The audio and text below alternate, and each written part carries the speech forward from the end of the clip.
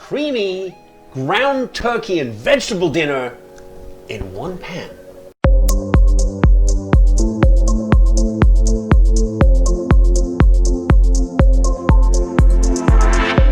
This is an oh so easy recipe, and it's fun, it's quick, but it's so tasty. You can play around with the ingredients. We have a lot of them going on tonight. I raided the fridge for whatever we had in there.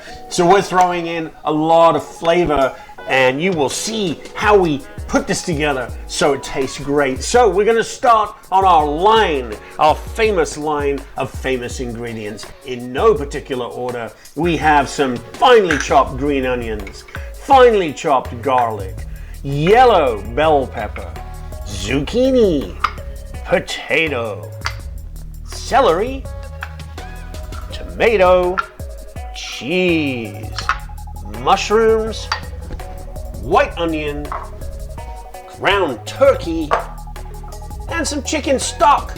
We're gonna throw in some cream, why not? And a secret ingredient you may not have heard of.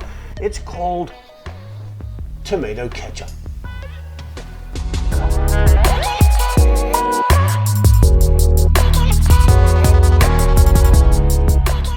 Here we are, everything's here at the fry station and the skillet is ready.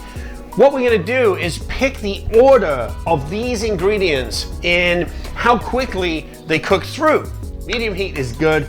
Pan's not gonna be that hot for this dish, so I'm gonna use extra virgin olive oil, a good amount in the bottom.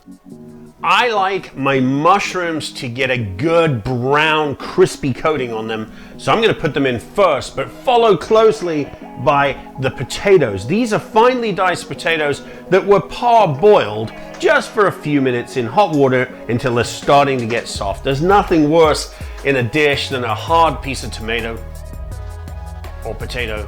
We got a good little sizzle going on now. We're ready to put these mushrooms in carefully. Don't want to get splashed. And we'll spread these out in the pan and let them get nice and hot in the oil. And these are going to crisp up beautifully. Do not, at this stage, add any salt. Salt will pull too much moisture out of these and make them soggy. They will release moisture, but they will crisp up if we leave them long enough. These are getting brown and crispy now around the edges. Of course, they're going to continue to cook in the dish, but I'm going to push them to the other side, or a side of the pan here, and throw in the potatoes on this open area for them to take a little crispiness up from that nice hot oil. We'll spread them out, make sure that they've got plenty of room to crisp. We have tremendous color here now, and the potatoes and the mushrooms. I'm just gonna push everything off to the back of this pan, putting in some onion.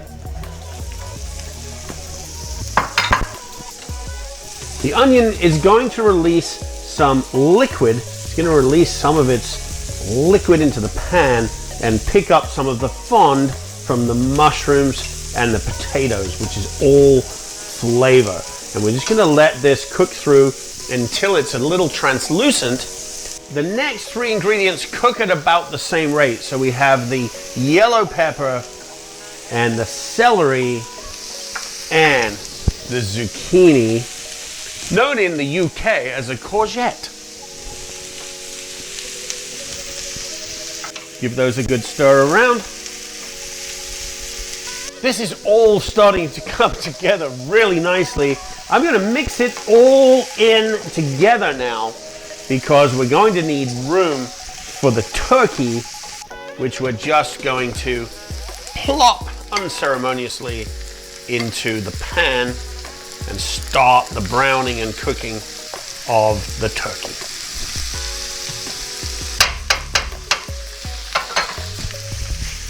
We'll break this down, push it down into the pan.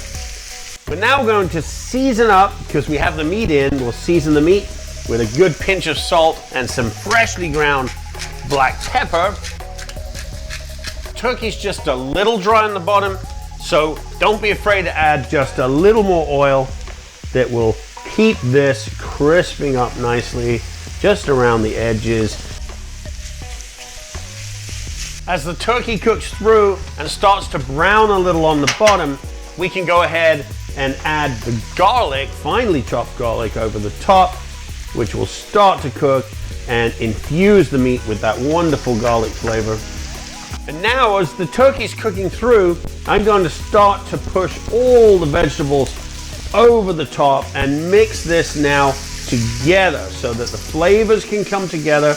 Everything's cooked to about the same degree, not mushy, just nice. We're getting close to the point here. So I'm going to put the tomatoes on top.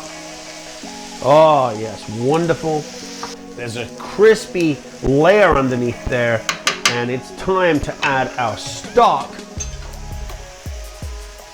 to lift that fond and continue the cooking.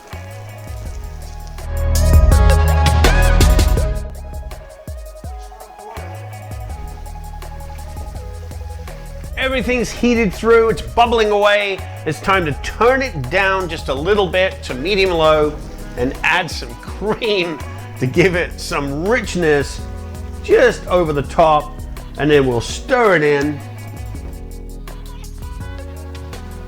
I like to put a little squeeze of tomato ketchup in there. It really lifts it, gives it that zing that we're looking for to balance out the sweetness of all of those wonderful vegetables.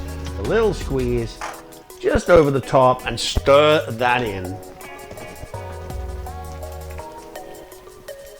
We're not quite done. We're going to reduce this a little bit, put some cheese on the top and put it under the grill to crisp that cheese. Then we'll be ready to taste it. Wait till you taste it.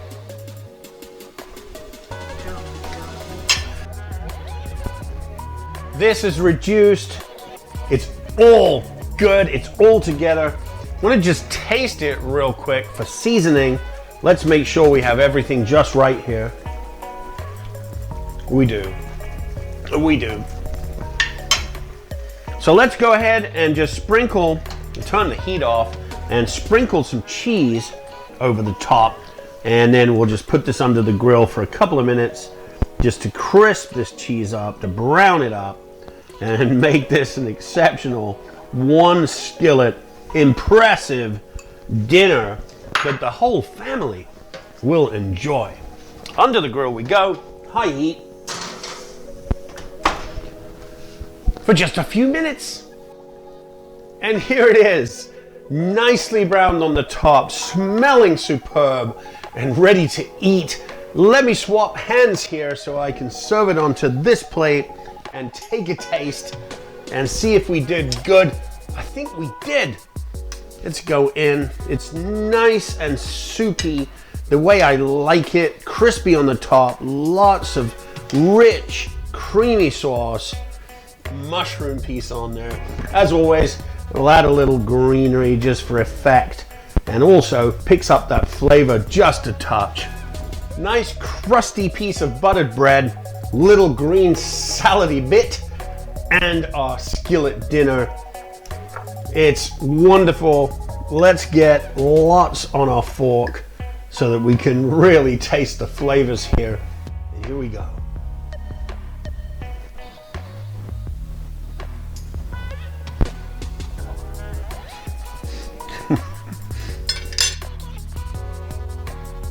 Cheers. It's so tasty, so impressive. You are always welcome right here in the kitchen. If you enjoyed the video, subscribe, leave a comment, ring that bell, and be sure to come back next time